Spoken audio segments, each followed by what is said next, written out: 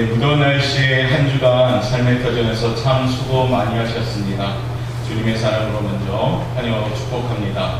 우리 옆에 분하고 인사합시다. 환영하며 축복합니다. 우리 성가대 찬양이 굉장히 시원한 느낌을 굉장히 듭니다. 그래서 예수님이 구원하셨습니다. 할렐루야. 이거 말고는 우리가 고백할 일이 없죠, 사실은. 복음 중에 복음은 예수 구원하셨습니다. 할렐루야. 자, 오늘은 너희를 쉬게 하리라 라는 말씀의 제목과 함께 휴가 시즌이 돌아왔기 때문에 정말로 잘 쉬어야 되겠죠. 근데 잘 쉼의 모습이 우리 예수님이 정말로 잘 쉬는 모습을 우리에게 말씀하셨습니다. 그래서 정말 우리가 이 땅에 살아갈 때 평안한 쉼의 삶을 살 수 있는 그런 지혜가 오늘 저와 여러분에게 있기를 바라겠습니다. 그래서 특별히 폭염으로 너무 어려운 시기에 잠시라도 시원한 곳을 통해서 몸과 마음의 힘을 가지는 것 중요하죠. 그래서 좋은 시간 잘 준비해서 정말 평안한 힘을 가지시기를 먼저 주님의 이름으로 축복합니다. 우리 옥배영감께서 지금 현재 예배드리는 공간 가운데 루아실도 천국이요, 본당도 천국입니다. 제일 말하자면 찜질방 같은 분위기가 제가 한번 겪어봤더니 저기 영상실이 너무 덥더라고요. 뜨거운 열기가 전부 절로 가길래 우리 아이들 굉장히 수고가 많습니다. 혹여라도 영상할 때 조금 미스가 나도 이해해 주세요. 저 친구들은 찜질방에서 지금 하는 겁니다. 그래서 참 격려합니다, 저 친구들을. 그래서 우리가 안 보이는 데서 우리 교회가 참 묵묵히 봉사하고 헌신하는 분들이 많습니다. 그래서 정말 우리 옥방강교회처럼 건강하게 세워지는 것 같습니다. 자, 오늘은 먼저 성경에서 예수님이 우리를 쉬게 하시는 쉼의 말씀을 나눔을 통해서 영적으로 참으로 시원한 그런 쉼의 시간을 가지기를 바라겠습니다.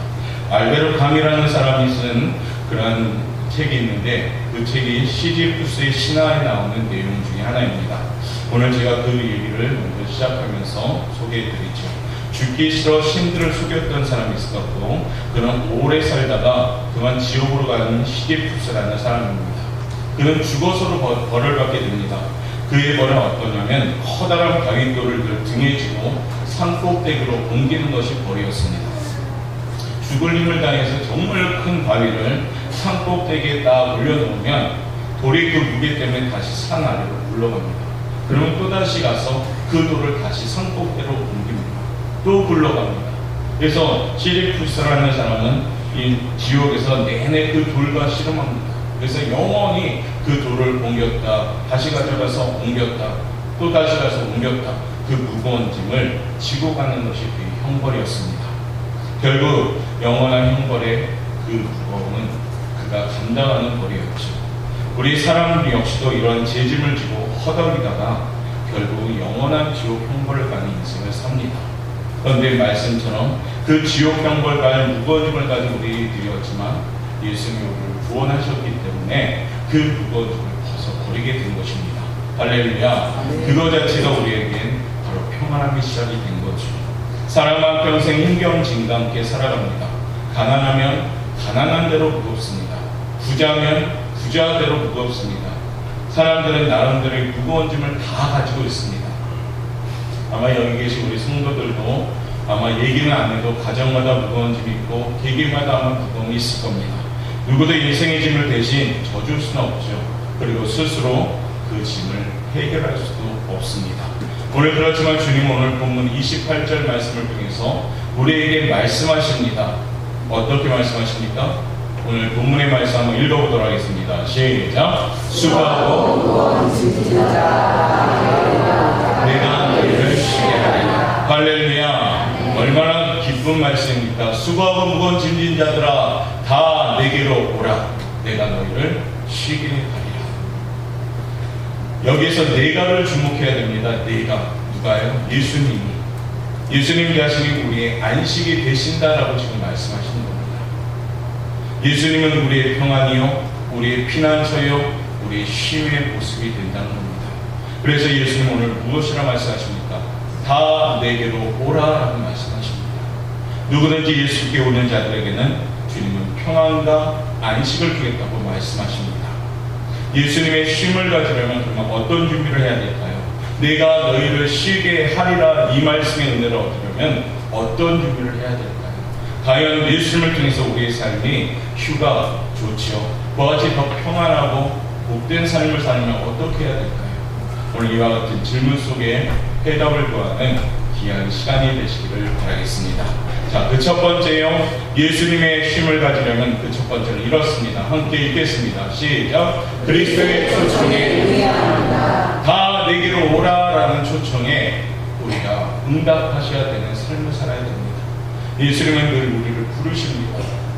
목마르거든 내게로 와서 생수를 마셔라라고 부르기도 하고요. 염려하지 말고 두려워하지 말고 다 내게로 와서 그 무거운 짐을 다 내려놓아라라고 초청하십니다. 여러분들 KFC라고 아십니까? 경상도에 있습니까? 그거? 없습니까? 아, 그래요. 아쉽군요. 서울이나 도심지에 가면 그 할아버지, 아주 인상 좋은 할아버지가 이렇게 딱 써가지고 치킨집으로 되게 유명한 집입니다. 커렐 샌더스라는 분이 그 KFC를 창업했는데 그는 사업마다 망하고 절망감을 가졌고요. 아들도 있었는데 아들마저도 죽어버렸습니다. 그러다 보니까요, 65세 나이에 그만 정신병을 앓게 됩니다. 자신의 처지를 비관하여 목숨을 끊기로 결심하고 밤늦게 집을 나서게 됩니다. 그런데요, 이날 그는 은혜를 받게 됩니다. 왜냐하면 어디선가 찬송이 들려오게 됩니다. 어떤 찬송이면 이렇습니다. 너근 신 걱정 말아라. 주 너를 지키리. 주 날개 밑에 가라. 주 너를 지키리. 주 너를 지키리. 주 너를 지키리. 아무 때나 어디서나 주 너를 지키리. 늘 지켜주시리. 할렐루야. 죽으려고 마음 먹고 나간 65세의 그분이 이 찬송의 귀가 열림을 통해서 어떻습니까? 한 늙은 부인이 찬송하는 그 현장을 보게 됩니다. 그 모습을 보는 순간 그는 마음이 뜨거워지기 시작했습니다. 그래서 그 찬송을 듣고 바로 꿇어서 무릎을 꿇고 기도합니다. 하나님, 이곳에도 계시는군요. 평생 예수님 없이 돈을 벌려다 이렇게 되었습니다. 주님을 멀리 떠난 죄를 용서해 주옵소서. 저를 불쌍히 여겨 주옵소서. 이렇게 기도합니다. 기도하는 손이 떨리게 되고요, 통곡하기 시작했습니다. 한참 동안 울며 회개 기도를 하다가 이 커넬이라고 하는 정신이 맑아지기 시작합니다. 병원에서 검진을 받게 되죠. 결과 정신병이 완전히 나았습니다. 할렐루야. 자, 이때부터 하나님이 역사하기 시작합니다. 그는요, 병원의 검진 결과 정신병이 완전히 치유가 되고요, 그 이후로 그는 진실한 크리스천의 인생으로 살게 됩니다. 어느 날 기도 중에요, 하나님이 응답을 주십니다. 닭고기를 만들어 팔라라고요. 닭고기를 만들어 팔라라고요. 여러분들 사업할 때 아마 하나님이 이런 응답을 받았으면 그 사업을 하면 무조건 대박이 납니다. 닭고기를 팔라. 그 65세의 나이 그분이요, 응답을 받고 어떻습니까? 포장마차 같은 허름한 곳에서 드디어 판매를 시작합니다. 하나님이 응답 준 사업 어떻게 될 것 같습니까? 엄청나게 여러 가지죠. 불티나게 팔리기 시작합니다. 하나님의 도우심으로요, 74세가 되던 해에 1964년에 미국과 캐나다를 포함한 600개 이상의 엄청난 프랜차이즈들이 성공을 거두게 됩니다. 좀 놀라셔야 되지 않습니까? 74세의 할아버지가 어떻게 해요? 기도 응답 받고 정말로 절망하고 죽을 수밖에 없던 인생이었지만요, 찬송과 그 은혜를 받으니까요, 인생이 바뀌게 됩니다. 하나님의 도우심으로 이와 같은 대박의 인생이 되었지. 돈보다 그는 이제 예수님을 더 소중히 하는 인생이 되었습니다. 그러다 보니까요, 그 번 돈으로 가난한 사람, 불쌍한 사람들 도왔으며 복음을 전하는 성교비로 수익금의 많은 부분을 사용하기 시작합니다. 미국 전역을 다니면서 자신의 삶을 치유하시고 회복시키신 살아계신 예수님을 증거하게 됩니다. 사랑하는 성도 여러분, 걱정, 근심, 실패, 좌절 속에 이처럼 예수님의 초청에 응한다면요, 그 인생이요, 완전히 반전의 인생이 되고요, 쉼의 그런 인생이 될 줄 믿습니다. 오늘 KFC의 이 할아버지, 정말로 인상 좋은 할아버지가 탄생한 배경이 이런 겁니다. 저와 우리의 인생은 어떻습니까? 여러분의 인생은 어떻게 살고 있습니까? 여러분의 사업자는 지금 어떻게 사업을 운영하고 계십니까? 오늘 주님의 초청에 응하셨던 이분은요, 그 삶 그대로 살아가니까요, 하나님이 정말로 책임져 주시는 대박의 인생이 되었던 것입니다. 무더운 여름철 우리는 삶의 터전에서 열심히 살아갑니다. 그러나 그 땀방울이요, 하나님과 함께 흘리는 땀방울이라면 그 땀방울은 하나님이 예비된 풍성한 열매를 대접하는 땀방울이 됩니다. 그러나 하나님이 함께 동행하지 않는 땀방울, 나의 정욕적인 땀방울을 흘린다면 아무리 많은 땀방울을 흘릴지라도요, 그 땀방울은 허사가 되는 땀방울이 됩니다. 사랑하는 성도 여러분, 지금도 예수님은 늘 우리를 오라 말씀하십니다. 미국 콜로라도 주립대의 세계대학에서 공동으로 이러한 조사를 했다고 합니다. 신앙생활과 수명의 상관성, 그런 연구자료가 나왔는데요, 잘 들어보십시오. 9년에 걸쳐서 22,000명을 대상으로 연구했습니다. 정기적으로 예배에 참여하는 사람이 세상 사람 불신자보다 무려 7년간이나 더 수명을 오래 산다고 합니다. 그러니까 세상 사람들보다는 여러분들이 이미 7년 정도 더 살 수 있음을 보장해 주는 축복이 있다는 겁니다. 왜 그랬을까요? 그 이유는 마음의 평안이 육체의 긍정적인 영향을 끼치게 됩니다. 무더운 여름철 더욱더 주님 품으로 우리가 그런 의미에서 나오셔야 됩니다. 더워서 우리가 때로는 우리 육신이 좀 늦죠. 리듬감도 늦어집니다. 걸음걸이도 늦어지고 행동도 늦어지고 또 좀 더 시원한 곳을 안고 싶고 무더위가 있다 보니까 신앙생활 자체도 느슨해질 수도 있습니다. 그런데 이때 어떻게 해야 될까요? 더 하나님께 나아가셔야 된다는 겁니다. 그러면 어떻게 할까요? 하나님이 여러분을 통해서 여호와를 인하여 행복한 성도로 만들어줄 줄 믿습니다. 시원한 교회에서 예배함으로 아버지 품에 안기시길 바랍니다. 그러면 오래 살고 행복하게 살 줄 믿습니다. 우리 한번 이렇게 한번 외쳐봅시다. 예수님 때문에 장수합니다. 예수님 때문에 잘 사는 거예요. 믿으시면 아멘. 예수님 때문에 오래 사시길 바랍니다. 예수님 때문에 오래 사는 축복은 어떤 축복인가요? 행복한 축복이죠. 힘들지 않고 오래 살다가 하나님이 부르신 평안한 삶으로 돌아가는 겁니다. 오늘 본문 28절 말씀처럼 수고하고 무거운 짐진 자들아 다 내게로 오라. 내가 너희를 쉬게 하리라. 지금도 예수님 우리를 계속 초청하고 계십니다. 여러분의 분주한 삶 가운데에도 주님께 돌아올 것을 지금 초청하십니다. 그러나 우리는 어떻습니까? 귀가 다치다 보니까 또 초대하는 음성을 듣지를 못할 때가 많습니다. 아까 KFC 그 할아버지 귀가 열리면서 예수님의 초청에 응답됐고요. 그 인생이 주님께 돌아가니까요, 가능하지 못한 인생이 가능한 인생이 되었고요. 그것도 어떻게 해요? 넘치는 풍성한 축복의 인생이 됩니다. 그분과 우리는 틀린 사람이 아닙니다. 동일한 사람이십니다. 그러나 예수님의 초청에 응한 인생이 된다면 그렇게 열리는 평안한 쉼의 삶을 살 수 있음을 보여준 겁니다. 사랑하는 성도 여러분, 오늘 이 아침에 주님의 초대에 응답하실 수 있는 성도들 되시길 바라겠습니다. 하나님과 여러분 가운데 비교해보면 저도요, 누가 바쁠까요? 두 분 중에 하나님이 바쁠까요? 여러분이 바쁠까요? 확실하게 얘기해보세요. 제가 볼 때 우리 하나님이 바쁘십니다.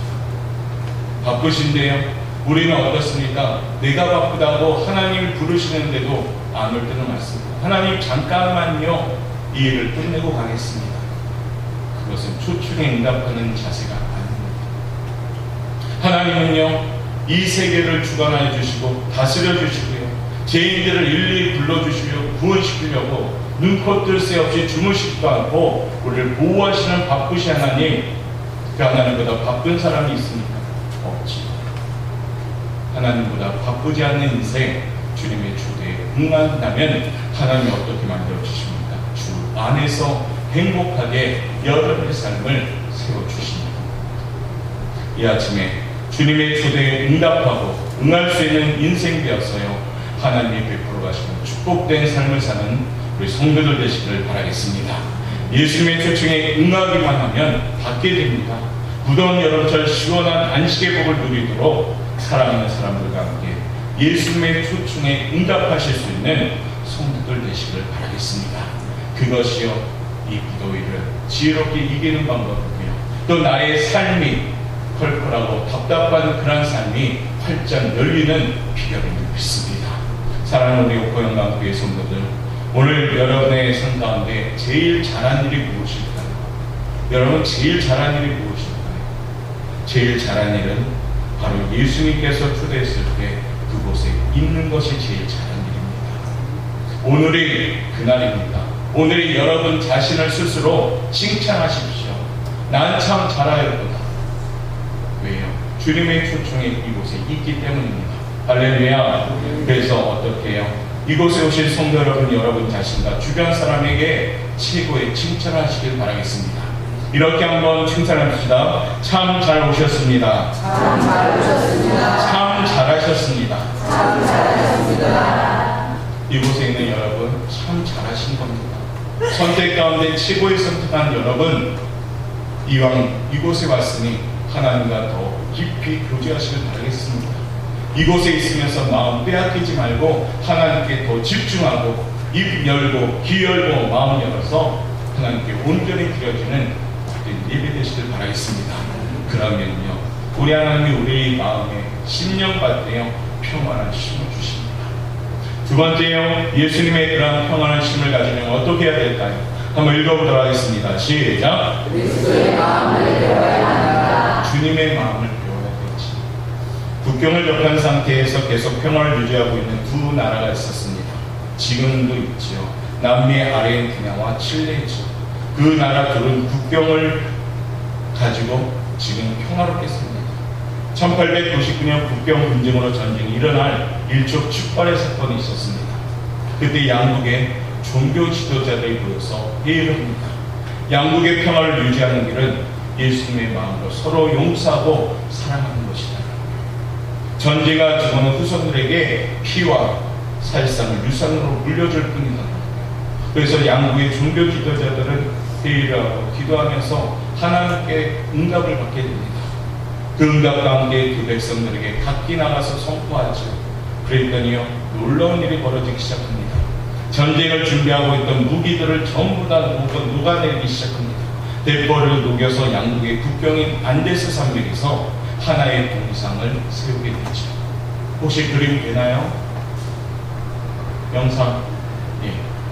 이 그림 언젠가도 보여드렸죠.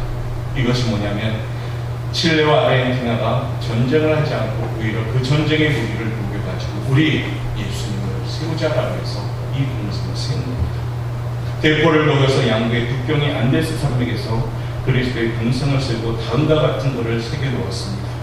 그는 우리의 화평이신지라 둘을 하나로 만드시느니라. 두 나라는 100년 동안 지난 지금도 여전히 평화를 유지하고 있습니다. 일촉즉발의 전쟁